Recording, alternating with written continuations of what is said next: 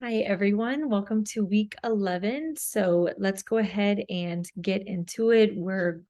Okay. So, first announcement, I did go ahead and grade your article critiques for article critique number one. So, take a look at that. I was really impressed. I love to see all the connections to all the concepts that we've covered. And everyone made some really great points and some good feedback about the articles that they reviewed. So I thought that that went really well and you did a nice job on those. We do have another one coming up for the qualitative article. So hopefully now that you know the routine, that one will go a little bit quicker for you. So I know several people have already signed up. If you haven't yet signed up, please do sign up for article critique number 2 because that's going to be coming up quick. So we're going to go over week 10. And then talk a little bit about the research proposal and a couple other announcements. So here is kind of just an update to the course progress. So this is week 11. We have about 4 or 5 more weeks until finals. So the course is out of 100 points. You can review the syllabus if you want to see that. So currently, after I finish with week 10 perusal, so hopefully by the time you're watching this, I'll be done with that. There will be a total of 60 points possible. So this is your city training. This is your article critique number 1. This is your midterm. And this is the first 10 perusals plus the introduction. So as a reminder about the perusals, these are what we do every week for your course participation. So there are 15 opportunities and I'm going to be grading 12 of them. They're each worth 3 points. So if something happens, if you have to miss a week, that's okay because I'm taking your top 12 scores. So for the final course, you can earn up to 36 points for your participation. So the 60 points, that represents not dropping any of them. So if you've already skipped some, you can keep that in mind, that there is 9 points there that are that will be dropped and will be forgiven. So if you have skipped some of those, that's okay. But do keep that in mind when you're thinking about where you want to be for your final grade and where you're at now. So remaining assignments, we have 4 more perusals to go, 11, 12, 13, and 14. So that is 12 points. Again, some of them, I'm taking the top 12 scores. So some of those might not be included for you based on your personal situation. We also have article critique number 2 coming up. This will be worth 10 points over your qualitative article that you are choosing. That's due in a couple weeks on November 14th. And then when you have your research proposal and your presentation, this is going to be worth 14 points, 10 points for the paper and 4 points for a video presentation where you're going to share with the class what you did. So there have been several ungraded check-ins. So I've given feedback to all of those that I've received, and we do have another check-in coming up. I think this week where you're going to talk about your data analysis. And then we have the final exam, which will be 10 points, same structure as the midterm.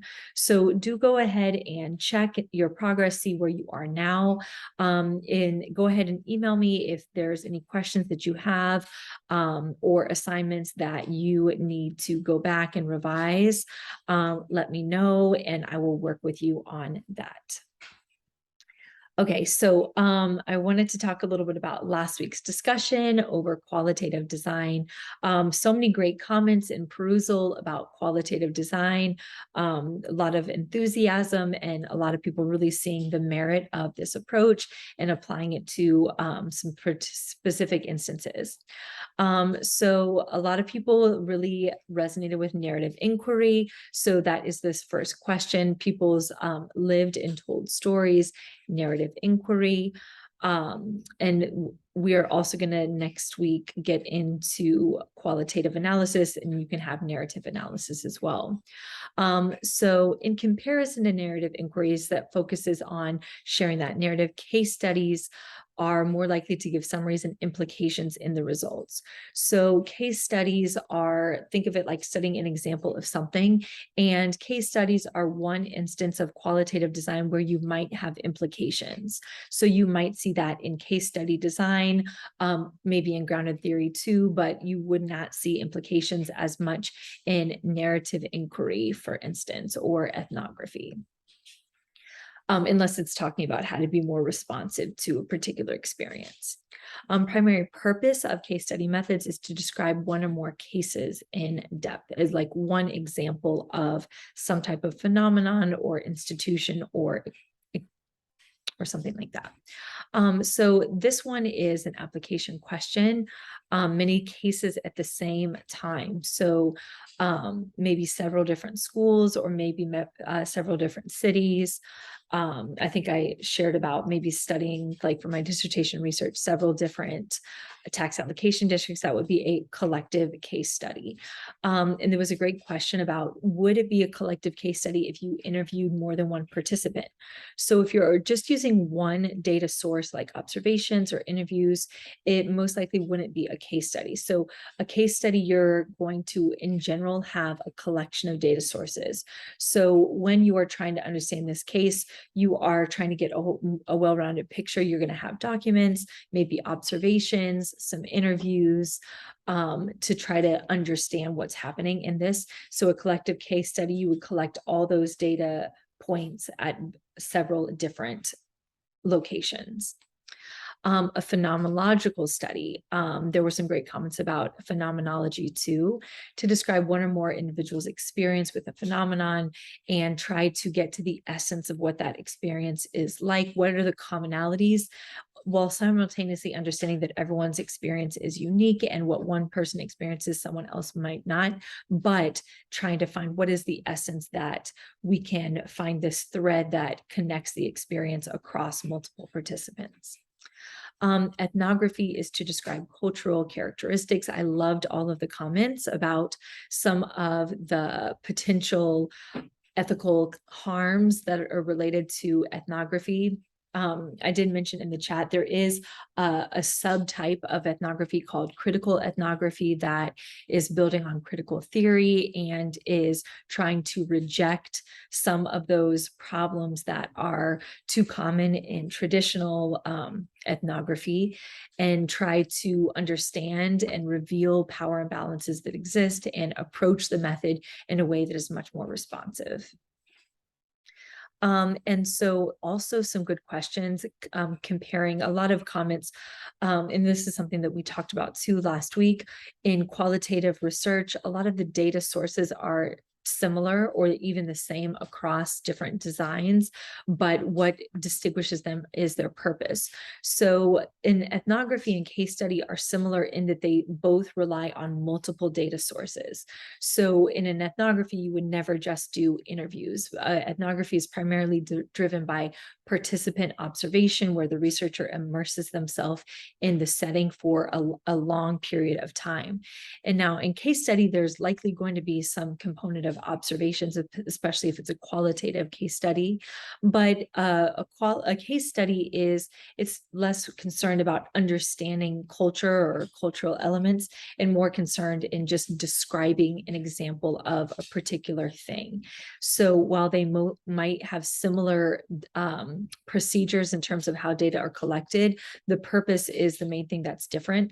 Also, the timeline. So there could be a longitudinal case study that took place over years, but typically case studies are conducted much quicker, whereas in ethnography, there's this expectation that the researcher is in the field almost daily for the traditional time length is a year. So in ethnography, participant observation, interviews, extended period of time. And then grounded theory, we did talk about, and there were some great comments about this, about how grounded theory is unique in that it is used to generate a theory. So instead of starting off with the theoretical perspectives and the different theoretical assumptions that are informing the research, in grounded theory, researchers go through a more specific and more structured methodology to collect the data and recursively analyze the data to generate a new theory that can then be tested. And that's something that's going to build on what we're doing this week for mixed methods. So perhaps this is something they talk about in the text. Perhaps there has been a grounded theory, qualitative study that has resulted in a theory. Perhaps the next step is to test that theory with a mixed methods approach. And then, like I mentioned, we are going to be doing data analysis for qualitative research in week 12. But the chapter 10 did mention in grounded theory, it goes through open, axial, and selective coding. So I wanted to give you an example of a case study, and this could be considered a collective case study because there are multiple participants that this is Gloria Ladson-Billings, who her case study resulted in the theory of culturally relevant pedagogy. And so she had 9 different participants, but the data collection was more than just interviews. It was interviews, observations that she had about this. So we are going to listen to Dr. Ladson-Billings talk about her case study. I know that a lot of people will probably be interested in her theory and some of her research methods.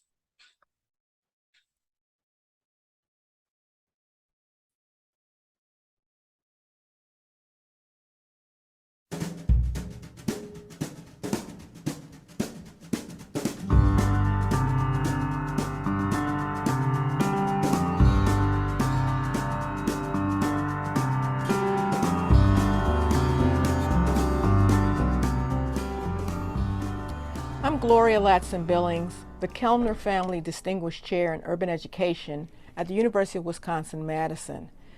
My passion has always been in discovering those teachers who are able to be successful, particularly in situations where people doubt that that success can happen. So my specific work has been focused on those teachers who are successful teachers of African American students. I began studying in 1989 a group of 8 amazing teachers who, despite the odds, despite the resources, were able to produce some amazing, astounding results among African American students. I began calling this work culturally relevant pedagogy.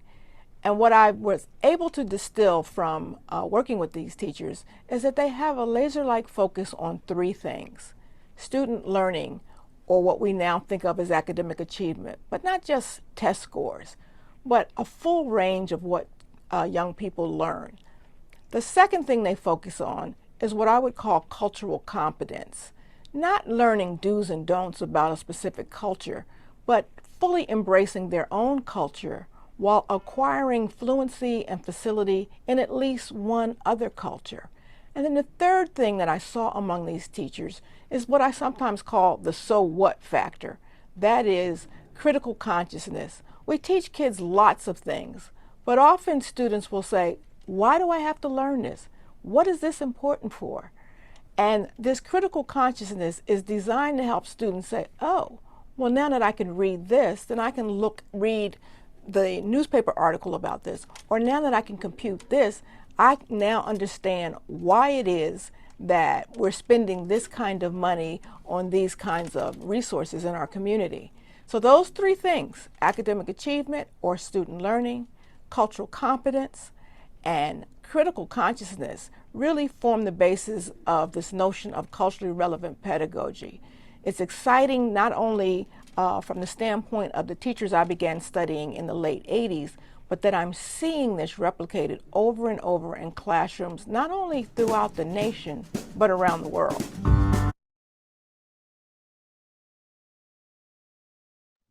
And one thing that you can see here is that this case study did have implications that she talked about there. And that was something that is unique to case study. Okay, so a reminder about your research proposals. So the next check-in will be soon. I can, of course, be flexible on this date, but is to talk about your data collection and how you will analyze the data. So this will correspond with us being finished talking about both qualitative, quantitative, and mixed methods, and then Okay, maybe I should move the date because we haven't gotten to qualitative analysis. So I'll go ahead and change that. I'll go ahead and change that date. So we'll probably make that mm, I'm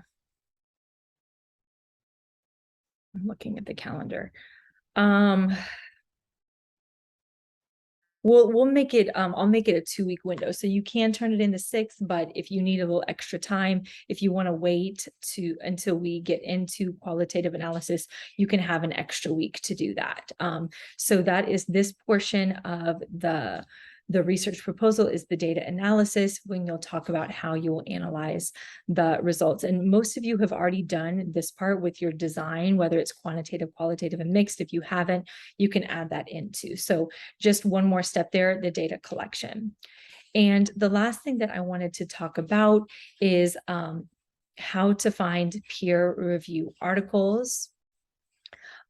So I know that a lot of people are using Google Scholar, and I do too, but you need to be logged into the Georgia State database, to the Georgia State Library, in order to search the articles and find them with Google. So okay, so let me show you what I mean. So when I go to Google Scholar,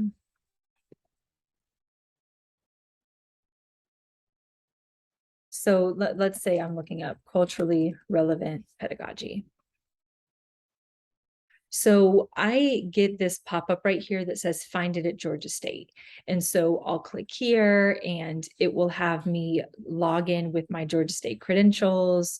It'll pop up and tell me how to log in through the Georgia State Library. When you use Google Scholar, if you're not seeing this, you need to go through the library. So once you log in through the library and your computer, I don't know the tech terms, if it's like cookies or whatever technology happens to where they can Google Scholar can see that your computer is connected. Once you've logged in here, I think that your Google Scholar will also show that login at Georgia State. So here are the steps to log in at Georgia State. Library.gsu.edu, very easy to remember. And once you get there, you'll see the homepage. There'll be an option to choose databases by subject, choose education, and it will give you this list of databases. So let me show you what that looks like. So library.gsu.edu. So once you get to the homepage here, you can search here for books and things, but I think it's much easier to go to databases by subject. So scroll down to education. If I'm doing something policy related, I might go here, education policy studies, or if you're doing early childhood, but education is all inclusive. So you can choose any of these. ERIC is one that I use often, ERIC or EBSCO. Then you'll log in with your Georgia State credentials. Of course, you do your dual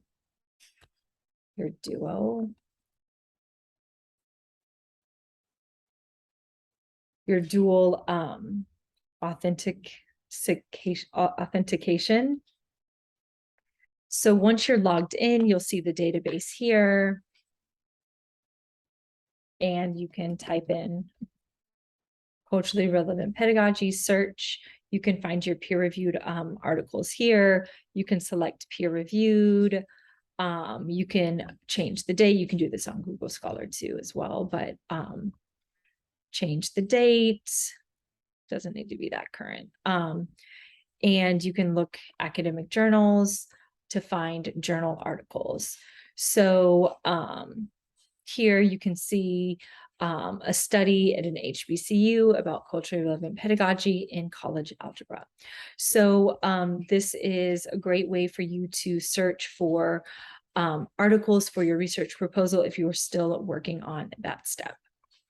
Okay, so on to our checklist. So let me